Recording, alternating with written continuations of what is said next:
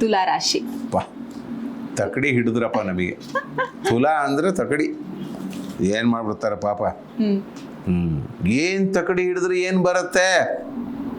ಆದಾಯ ಕಡಿಮೆ ಅಲ್ಲ, ಹೌದು, ಆದಾಯ ಕಡಿಮೆ, ಆದಾಯ 5 ಖರ್ಚು ಜಾಸ್ತಿ ಮಾಡ್ಬಿಟ್ಟು ಸೌಂದರ್ಯ ಅದು ಏನ್ ಮಾಡ್ತಾರೆ?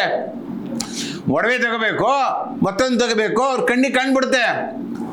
ದುಡ್ಡು ಅಪ್ಪ ಇಲ್ಲಿ ಸಾಸಿವೆ ಕಾಳದಲ್ಲಿ ಇಟ್ಟಿದ್ದಾರೆ, ಅಮ್ಮ ಇಲ್ಲಿ ಸಾಸಿವೆ ಕಾಳ ಕೆಳಗಡೆ ಇಟ್ಟಿದ್ದಾರೆ, ಡಬ್ಬದಲ್ಲಿ ಇಟ್ಟಿದ್ದಾರೋ.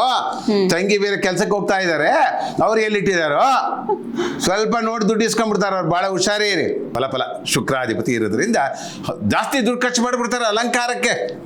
ಅಲಂಕಾರಕ್ಕೆ ಜಾಸ್ತಿ ಕಲರ್ ಬರ್ತಾರೆ. ಇವ್ರಿಗೂ ಅಷ್ಟೇ.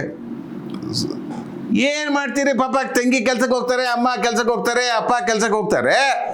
ಇವರು ದುಡ್ಡು ನೋಡ್ತಾರೆ, ಸೋಂಬೇರಿಗಳಾಗ್ಬಿಡ್ತಾರೆ. ದುಡ್ಡು ಸಿಗುತ್ತೆ ನೋಡಿ, ಸೌಂದರ್ಯ ಏನಾಗ್ತಾರೆ? ಸೋಮಾರಿ ಆಗ್ಬಿಡ್ತಾರೆ. ತುಲಾ ರಾಶಿಯವರು ವಿಶೇಷವಾಗಿ ಬರತಕ್ಕಂಥದ್ದೇ ನೋಡಿ.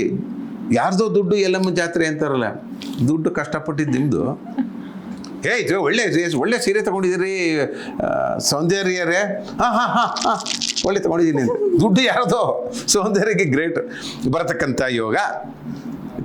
ತುಲಾ ರಾಶಿಯವರಿಗೆ ಹೆಚ್ಚಿನ ಕೀರ್ತಿ ಬರತಕ್ಕಂಥದ್ದು, ಮಕ್ಕಳ ಬಗ್ಗೆ ಒಳ್ಳೆ ಕಾಳಜಿ ಇರತಕ್ಕಂಥದ್ದು, ಇನ್ನು ವಿಶೇಷವಾಗಿ ಇನ್ನೂ ಹೆಚ್ಚಿನ ಫಲವನ್ನು ಪಡಿಬೇಕು ಅನ್ನೋದಕ್ಕೆ ಎಲ್ಲ ಕೊಟ್ಬಿಡ್ತಾನೆ ಶುಕ್ರ. ನೋಡಿ, ನಿಮಗೆ ಆದಾಯ 5 ಇದ್ರೂ ಖರ್ಚು 14 ಇರುತ್ತೆ. ಆದಾಯಕ್ಕಿಂತ ಖರ್ಚು ಜಾಸ್ತಿ ಅಂತ ಬರುತ್ತೆ. ಅದಕ್ಕೆ ಆದಾಯ ಇರುತ್ತೆ. ಎಲ್ಲಿಂದ ಆದಾಯ ಬರುತ್ತೆ? ಐಶ್ವರ್ಯದಿಂದ ಆರೋಗ್ಯ ಬರುತ್ತೆ.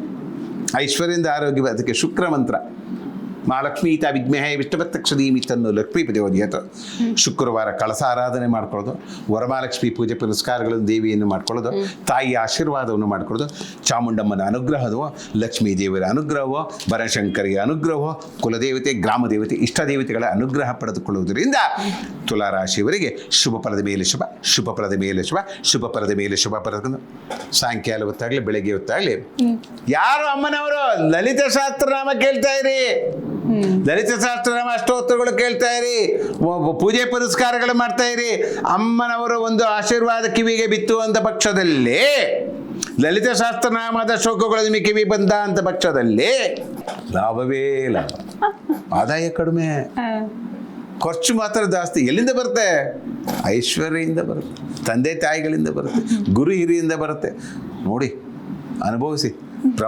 ಪ್ರಭಾವನಾಮ ಸಂವತ್ಸರದಲ್ಲಿ ವಿಶೇಷವಾಗಿ ಬರತಕ್ಕಂಥದ್ದೇ ಈ ತುಲಾ ರಾಶಿಯ ಫಲದಲ್ಲಿ ಶುಕ್ರನಾದ ಲಲಿತ ಶಾಸ್ತ್ರನಾಮ ಕೇಳ್ಕೊಳ್ಳಿ. ನಿಮಗೆ ಶುಭ ಫಲ ಆಗಲಿ, ಎಲ್ಲ ರೀತಿಯಲ್ಲಿ ಯಶಸ್ವಿ ಬರತಕ್ಕಂಥ ಯೋಗ ಈ ಪ್ರಭಾವನಾಮ ಸಂವತ್ಸರದಲ್ಲಿ ತುಲಾ ರಾಶಿಯಲ್ಲಿ ಇದೇ ಇರುತ್ತೆ.